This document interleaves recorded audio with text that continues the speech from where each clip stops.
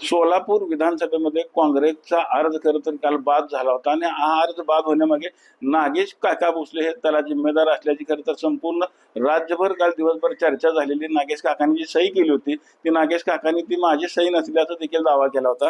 त्यामुळे त्या दोघांची जी 25 वर्षाची तुमची मैत्री ही खरं तर कुठं तुटलेली आहे. काल आदित्य फत्तेपूर माझा काकांनी केसानं गळा कापला. केसाने गळा दाबायला ती काय लहान आहे का केसाने गळा दाबायला? लहान मुलाला ही भावनिक बोलून माणसाला इमोशनल करू नये कोणीच. किती वर्ष आहे तुमचे संबंध? 20-25 वर्ष झाले संबंध आहेत माझे. मग काल त्यांनी जी ऑडिओ क्लिप काल खरं तर व्हायरल केली होती, हा नक्की आवाज कोणाचा होता? ही आवाज त्यांनी बोगस तयार केलेला आहे याच्या माध्यमातून यायच्या माध्यमात आणि त्याची लॅब मध्ये चौकशी ही करावी, चौकशी झाली पाहिजे. चौकशी झाली पाहिजे. कालपासून त्यांनी मीडिया समोरून वारंवार सांगतात की आमची 25 वर्षीय मैत्री, मी त्यांचं तोंड देखील आता बघणार नाही. काय नक्की आहे? एवढा का राग आहे त्याला? थोडं बघायचं नाही बघायचं, तू आणि मी कोण ठरवणार कोण?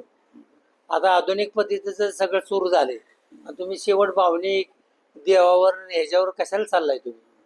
सध्या आधुनिक पद्धतीचं काय असेल ते राजकारण बोलावं. त्याने अजूनही सांगितलं की मी माझ्या मुलीच्या डोक्यावर हात ठेवतो, काकांनी मुलाच्या डोक्यावर हात ठेवावं आणि खरं सांगावं.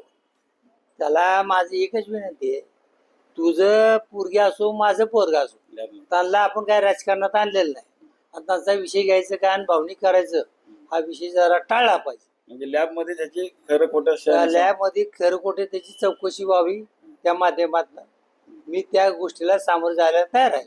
म्हणजे आता तुम्ही दोघांची मैत्री संपली 25 वर्षाची. काय त्याला वाटत असेल तर त्यांनी ती निर्णय घ्यावा. मी निर्णय कसा घेणार?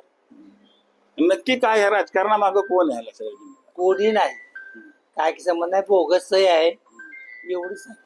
प्रणिती शिंदेने बी आरोप केलाय की पालकमंत्री ह्याच्या मागे आहेत, भाजपने सगळं षडयंत्र करायला लावलंय.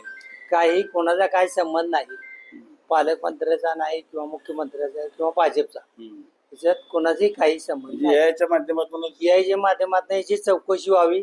त्या चौकशीला मी सामोरं जाण्यास तयार आहे. म्हणजे असे कोणावर आरोप नको, कोणावर आरोप करून दिशाभूल करून भावनिक होणे.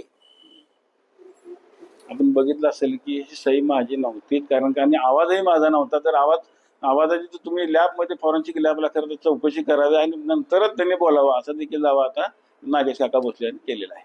पंढरपुरातून कॅमेरामन जगदीश सर, रवी लवेकर, TV9 मराठी.